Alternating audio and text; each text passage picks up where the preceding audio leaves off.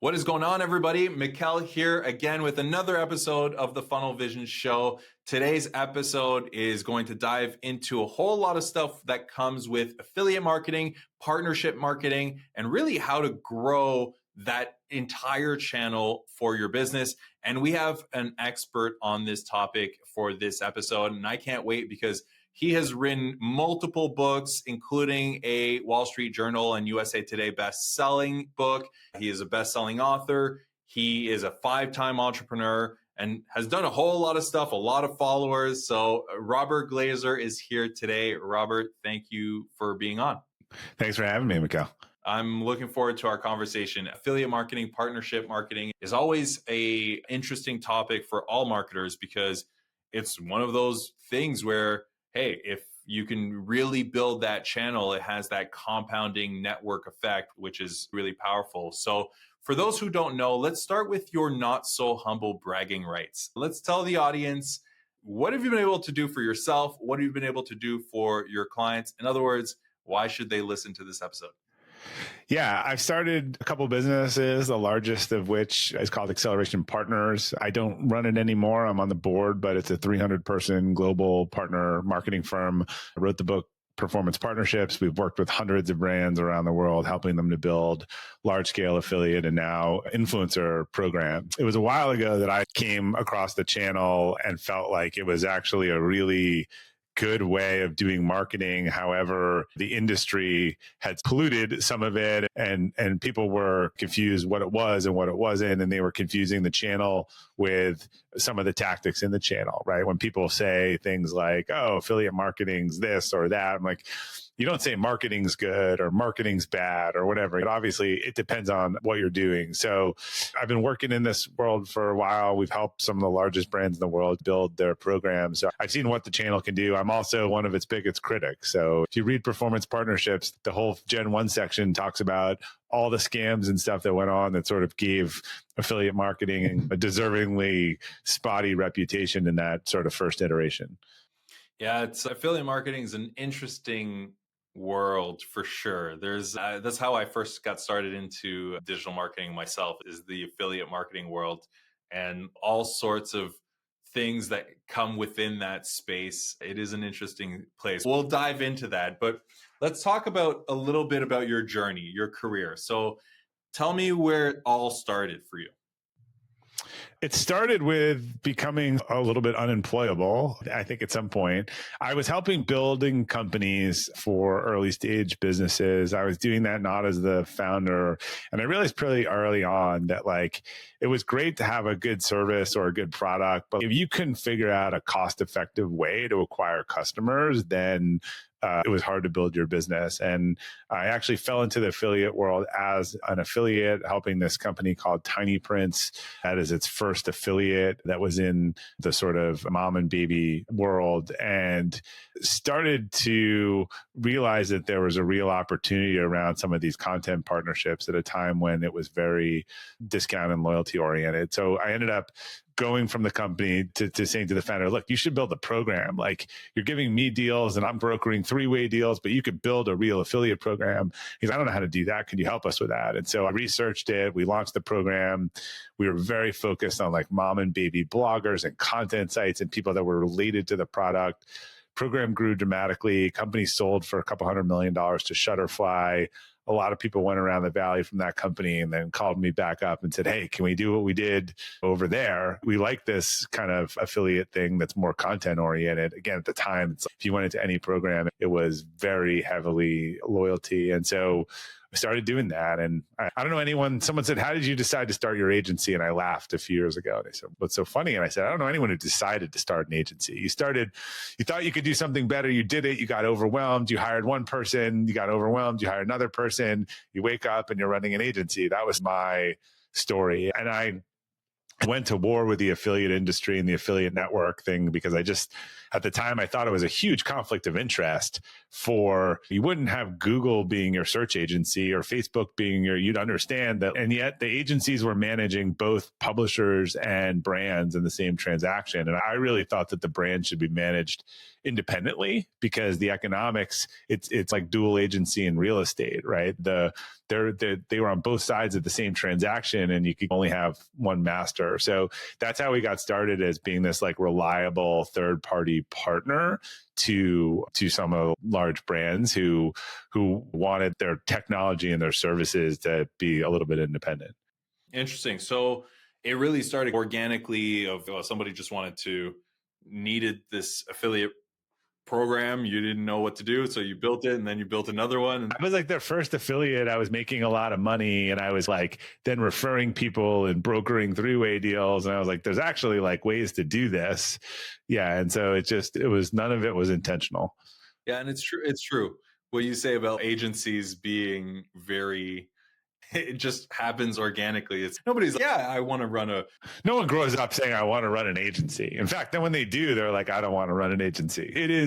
Agency life it's 3 years, like dog years. It's 3 years for every year or something like that. It is. It's hard. Agencies are, and most of the listeners are agencies. Agencies are very challenging. Yeah, I feel you. Client service is hard. It's hard work. It's hard in general.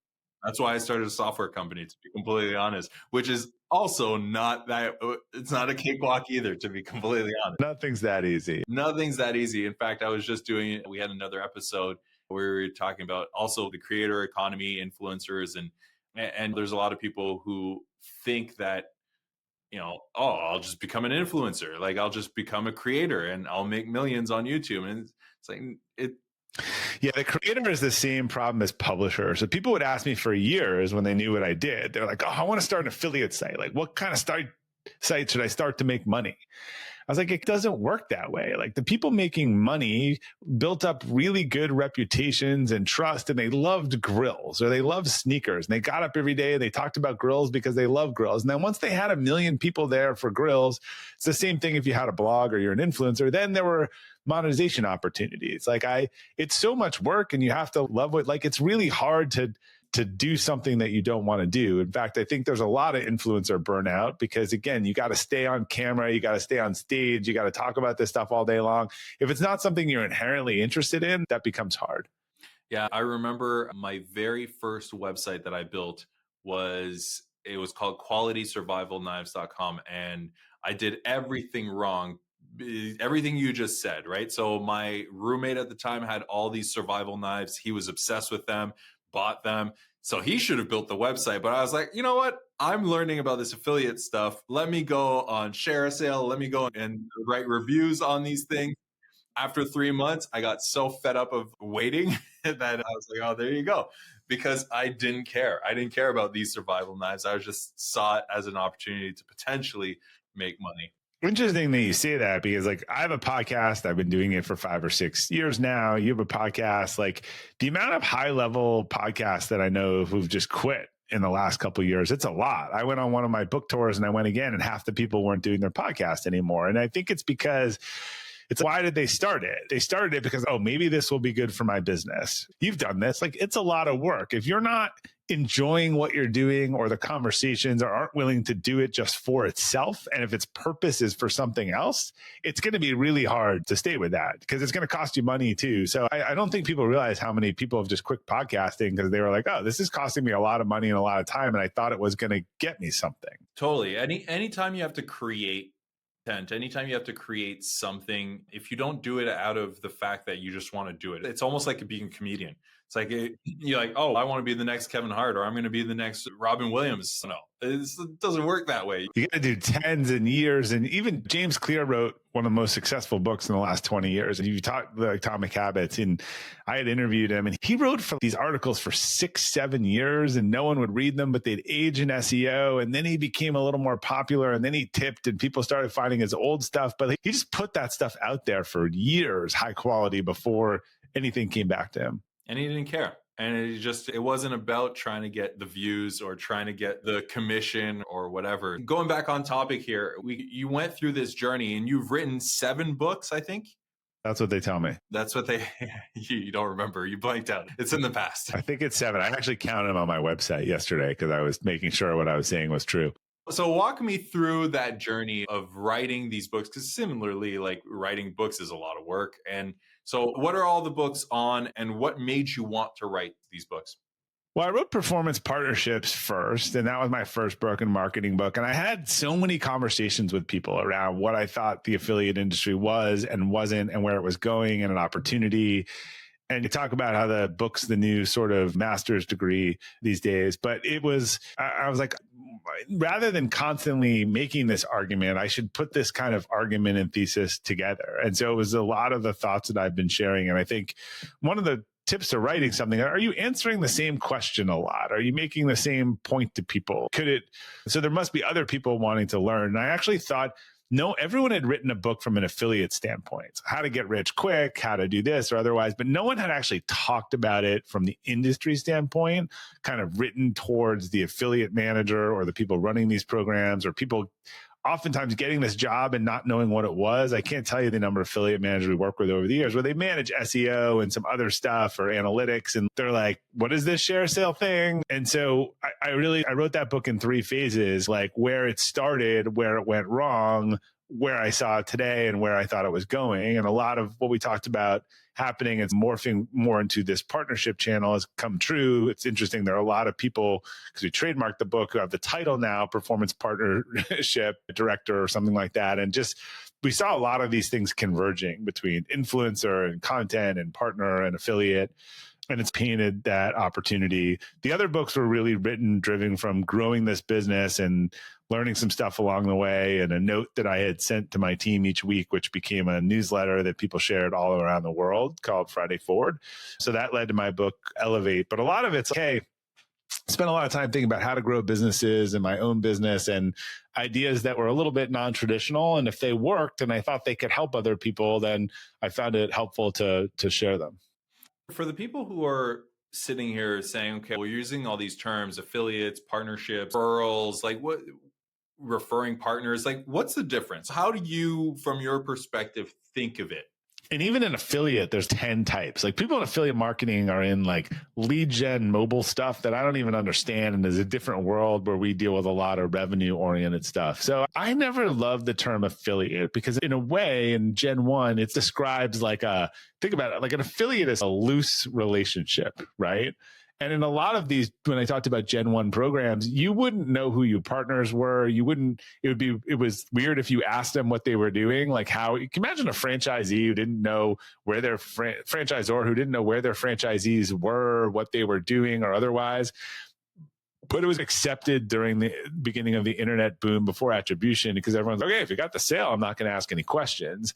And then as you had more complexity and more marketing channels, you started to realize, oh, like these guys could be taking credit, but these guys could and otherwise. So I liked the industry tried to rebrand itself as performance marketing, but that was everything. And to me, it was like, look, these are just partnerships at scale enabled by technology, right? Old school business development, Tiny Prince and they were creating codes. I was using codes. I was giving codes to other people that we were tracking it through spreadsheets. Like that's a manual business development world. I think as the software has improved, the real opportunity of the whole partner space, whether it's an influencer, an affiliate, or a blogger, or a referral partner, is like, how do we use software to scale business development type relationships so that we can make them faster and more automated and real time, reporting? People would be having their affiliate program over here, and then they'd have some other program over here they did that was using spreadsheets and PDFs and otherwise. And you're like, look, do you guys know that you can put this all together? Now, there were a bunch of economic reasons why they didn't want to use networks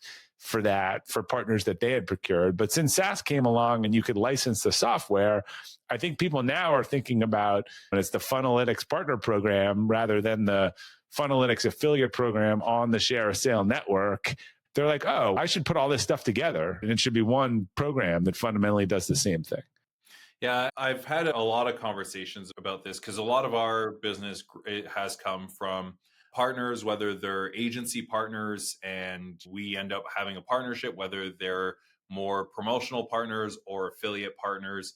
You have these weird distinctions. And I think the main thing that you said is affiliates are a one-way type of thing. So here's some assets for you guys. You guys promote. We're not going to ask any questions. It was like a don't ask, don't tell. Yeah. Or maybe I don't want to know. I don't want to know as long as it comes in, and as long as you don't like. And it's important to note that happened because the initial brands in e-commerce were like pets.com and socks.com and people that were pure e-com that didn't have brands. And so they like really didn't care. When the Adidas's and other people started coming online and they had brand teams, they're like, what do you mean these people are selling our stuff and we don't know what they're doing or how they're doing or otherwise? So that was part of the evolution. Yeah, and that makes sense, right? Because you get to a stage where, because a lot of times like people will come to us and say, hey, can we run ads with our affiliate link to your site? Like and it's like, no, you can't, because you're literally going to write whatever message you want about our business and then just run those ads, and we're competing. And that's why people give approved assets to their partners. And look, if you're in banking or other high compliance industries, like you got to be very careful about the stuff that you say and how you say it. And even, Uber is trying to get drivers or something like that. They can't say, someone goes, you can make $80 an hour. Like you can end up in hot water. Yeah. So you don't have a driver's license. You can't even drive. No, for sure. It has evolved into much more of these partnership things, right? You become much more of a brand ambassador of business as opposed to I'm just going to throw out a link and hope that people. No, I call you up. I want to know who you are. What do you need? What does Funnelytics need today? You're like, oh, actually, we've got a big customer promo coming and can we get a custom code? Great. And I'll put in the software for you. And then you and I both have access to the same tracking and we can see how it's doing in real time. And you can say, unlike the business development where you might find out 3 months later that you did well, when I send you the report, you're like, oh, this is really working. I should double down on this. So if I wanted to build a really solid partner program and I really wanted to think about that, what are your non-negotiables? Like, if we were to put in a framework or in a playbook, what are your 5 steps or your 3 steps, however you want to break it down? If somebody's, you know what, I do think partnerships is the channel that I want to go after, what does that look like? Find the right platform, right? Sometimes it's a large global platform. If you're going to be that, if you're small and in one market, then could be ShareASale or Awin or something like that. I think so. You want to find the right platform, and then you need to put someone in charge of it. Like you need to have someone that looks at this channel, and you don't have to scale. Find the right, when you talk about a customer persona, it's about finding like the partner persona. You'll try a few different types of partners and be in communication with them, help them grow. Like you should scale things after you do things that are unscalable. Find the right types of partners, build like a whole onboarding and welcoming sequence, figure out what works, and then go recruit a lot more of those partners. So what most of the programs lack is recruiting. It is like the sales department that sits around and waits for the phone to ring when there's plenty of customers out there. We've done an event called Partnership Titans over the years for 20 or 30 largest programs in the world. And people come, and it turns out the one thing that they're not doing is recruiting, right? They're sitting around, and if they're a really big brand, people call them, but you need a good program at scale needs different types of people. It needs a creative asset. And this is why a lot of people work with agencies, because it's hard to get all this in one person if you're not a big program. You need a quant analytics person, people making sure there's not fraud. And then you need a recruiter that almost has a BD mindset to them. Yeah, it's interesting that you say this, because I think a lot of people think the channels that you go or you decide to run are strictly the cost associated to that channel, strictly whatever the cost. For example, I'm looking at paid ads. It costs me this much to run paid ads. Or I'm looking at partnerships or affiliates. You mean it's just the media cost, not the, yeah. Even as an affiliate, I don't have to pay any money unless they make a sale. Yeah, that sounds great. That's a great thing. But if you sit and open a program and don't have anyone running it, you won't have anyone. Exactly, right? And you have to factor all of that stuff in. And the biggest mistake you can make running any channel is just not having ownership of that channel, right? Otherwise, it just nothing happens. Nobody's going to run your ads.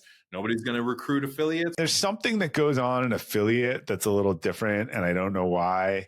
Again, there's less training. The networks aren't training tons of people. You don't have a Google certification that's a standard. But you don't walk into a company and find out they have $100 million paid search channel and it's run by two people who have never done paid search in it before. You tend to find a lot of these companies, the person who's owning the affiliate channel has never done it before, or it came with search, or it came with email. And look, the really smart people know what they don't know, and they know enough to be dangerous, and they go get help. They bring someone in-house, they hire an agency.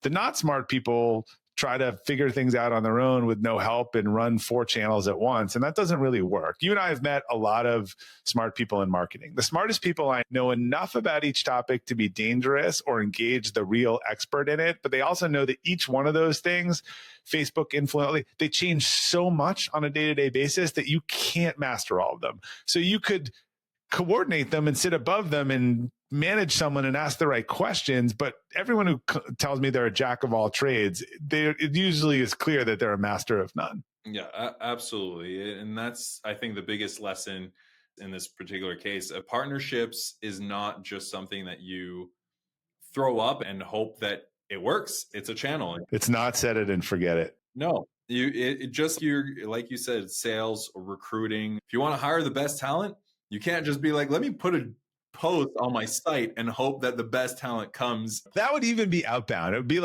be more like, let me just see if anyone applies for a job and we could find them for this.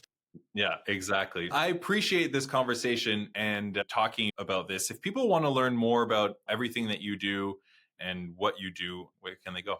Yeah, all my stuff is the books and podcast and newsletter, all at robertglazer, glazer.com, as you see in the name.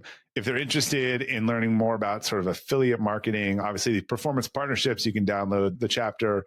But Acceleration Partners, a company that I started, they got a ton of just content and 101 and help explain what affiliate marketing is and how to get started. So you can look through their site and there's some great content there. And what do you spend most of your days on these days? Podcast. No, I still work with the company, but at a sort of more board advisory level. I'm spending some time coaching some other CEOs and leaders, and I'm doing speaking podcasts and writing the next book. A little bit of everything. Awesome. Robert, thank you so much for being on. Thank you for sharing your knowledge with our audience. And if anybody wants, we'll have all the show notes and the links in the show notes. All right. Thanks again for having me. Thank you.